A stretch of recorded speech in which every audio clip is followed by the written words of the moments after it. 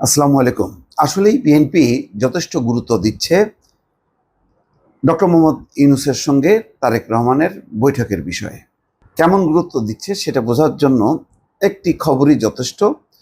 Doctor Yunus Tarique বৈঠক, লন্ডনে গেলেন বিএনপি নেতা আমির খসরু মাহমুদ চৌধুরী। দর্শক বুঝতেই পারছেন, ঢাকা থেকে আমির খসরু মাহমুদ চৌধুরী যাচ্ছেন লন্ডনে, যে ডক্টর মোহাম্মদ ইউনূস এবং তারেক রহমান যে বৈঠক করবেন সেই বৈঠকের আগে হয়তো সরাসরি কিছু সলা পরামর্শ করবে এবং কি কি আলোচনা হইতে পারে তার বিস্তারিত দিক ঠিক করার জন্য আমির খসরু মাহমুদ চৌধুরী ঢাকা থেকে লন্ডন গেছেন। তিনি ঢাকায় বসেই বা তারেক রহমান লন্ডন থেকেই ভার্চুয়ালি যুক্ত হয়ে সলা পরামর্শ করতে পারতেন, কিন্তু না, তিনি একেবারে সরাসরি গেছেন। এই যাওয়ার মধ্য দিয়ে প্রমাণ হয় বিএনপি যথেষ্ট আন্তরিক এবং বিএনপি চায় যে ডক্টর মোহাম্মদ ইউনূসের সঙ্গে যে দূরত্ব আছে সেই দূরত্ব কমিয়ে যাতে একটা সুন্দর নির্বাচনের মধ্য দিয়ে সামনে যে একটা নির্বাচিত সরকার আসতে পারে তার পথটাকে প্রশস্ত করতে, এবং এটা আন্তরিকতা আছে বলেই কিন্তু তারেক রহমান এই বৈঠকে রাজি হয়েছে। এত তিক্ততা, দূরত্ব এবং একতরফা যে নির্বাচনের ঘোষণার পরও বিএনপি বসতে চাচ্ছে শুধু একটা মাত্র কারণে, যে বিএনপি অহেতুক আর আন্দোলনের নামে এমন কোনো পরিস্থিতি চায় না যেখানে অন্য কোনো পক্ষ এর সুযোগ দিতে পারে, যাতে আলাপ আলোচনার মধ্য দিয়েই সংকটটা নিরসন করা যায়, দূরত্ব দূর করা যায়।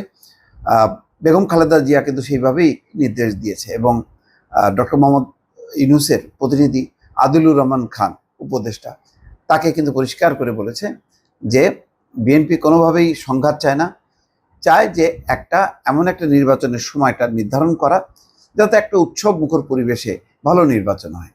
এপ্রিল মাসে কোনোভাবেই নির্বাচনের ভালো সময় না, এমনিতে ডিসেম্বরই অনেক যথেষ্ট সময়, সেখানে না হয় ফেব্রুয়ারি, তাতেও বিএনপি রাজি। ফলে সব কিছু মিলায় বিএনপির দিক থেকে যেই ইতিবাচক মনোভাব আছে, এবং ডক্টর মোহাম্মদ ইউনূসের সাথে যেহেতু বৈঠকটি হবে শুক্রবার, সুতরাং আমির খসরু মাহমুদ চৌধুরী রওনা হয়েছেন।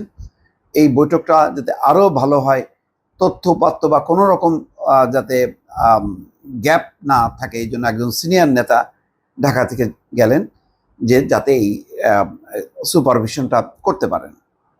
শুক্রবার স্থানীয় সময় সকাল 9টা থেকে বেলা 11টা পর্যন্ত এই বৈঠক হবে বলে জানিয়েছেন বিএনপির মহাসচিব মির্জা ফখরুল ইসলাম আলমগীর।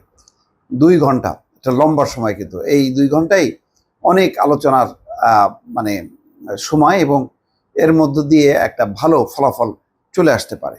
এদিকে এই বৈঠককে কেন্দ্র করে মঙ্গলবার লন্ডনের উদ্দেশ্যে পাড়ি জমিয়েছেন বিএনপির স্থায়ী কমিটির সদস্য সাবেক মন্ত্রী আমির খসরু মাহমুদ চৌধুরী। বিএনপির দলীয় সূত্র যুগান্তরকে এটি জানিয়েছেন।